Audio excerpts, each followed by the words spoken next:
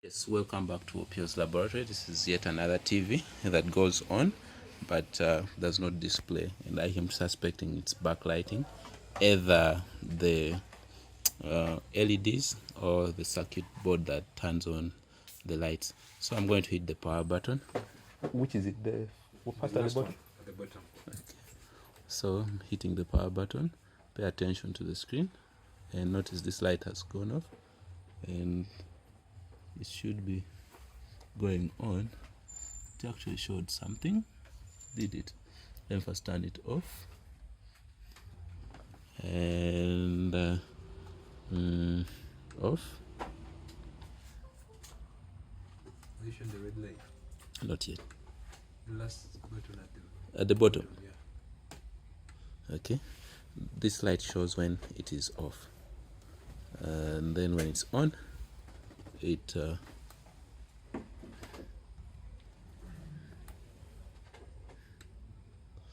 Alright, so I wanted to show you how to open this before I proceed to diagnose what the issue might be. So we are going to flip it over. This pan is not actually cracked, and therefore it's the least of our worries. Let me first disconnect it from power and then flip it upside down. Okay, let me pause and do it. Okay, so what we'll do is remove all the screws around the peripheries like this, and all those boundaries. Remove all those screwdrivers. I've already done it. Flip this open and then nudge this a little so that it goes through the plastic like that. Be careful, there's a cable that comes to the buttons. These buttons, sometimes we call them keys, but yeah, they have around. Since you try to press them, things are falling around. Unplug that, then move this out of the way, and we can see the motherboard. Now there were screws here, here, and here. Those are holding the front frame. Remove them, and then I am going to unplug this power cable. Should I? I think it's may not. Okay, I should, saying that it's attached to the back frame, and the other plug can get out of the back frame because of this opening where it passes. Alright, now I'm going to flip it a little like this, such that I can peel off that frame. I'm recording one-handed, so be careful about this. It's very easy to break the panel. So let me pause and get rid.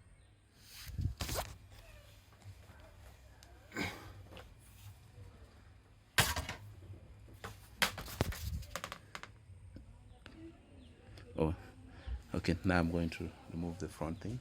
Sorry, I thought I was recording, but I paused. This front panel, I'm holding it horizontally. I need to release this board that feeds signals into the video dots. So let me try to restrain it and see if I can do it one-handed. Okay, now I am going to go for this.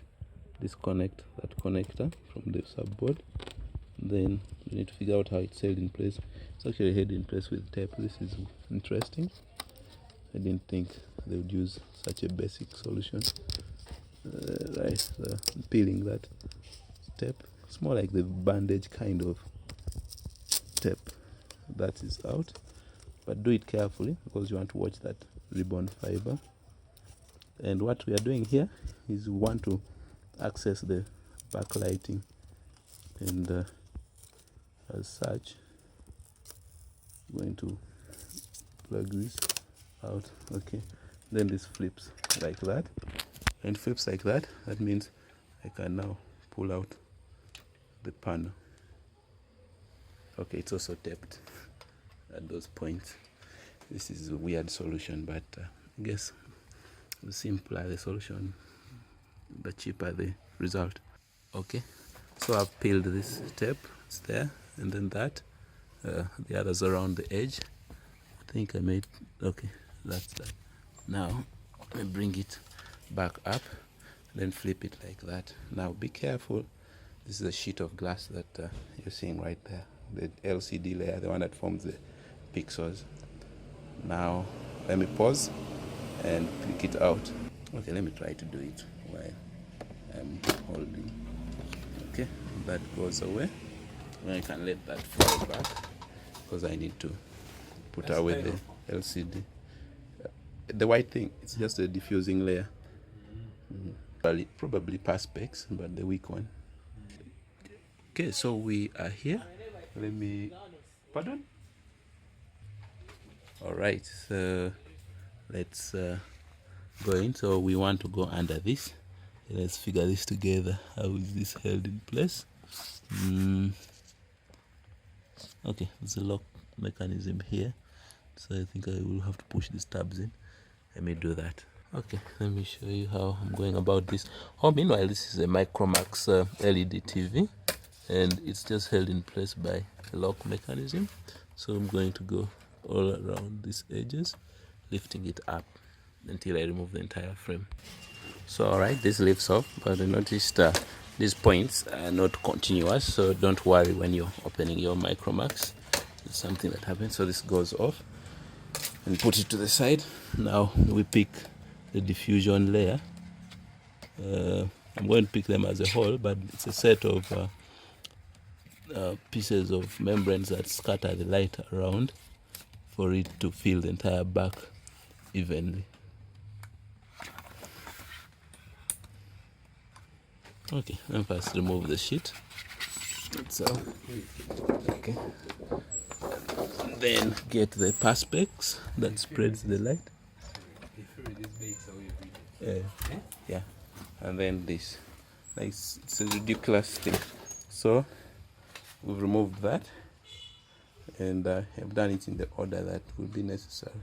So that's how those guys are able to achieve a thin screen instead of having the light or backlight at the real back of the TV. They have it to the side, and then they take advantage of this membrane, just the way smartphone screens do it. Most of the IPS screens, that's what they've implemented in the TV. That's how they're able to achieve such a thin TV. I think it is thin. I mean, look at that. All right. Let me go troubleshooting and then come back to show you. So what I'm going to do, I'm only interested in this remaining system here.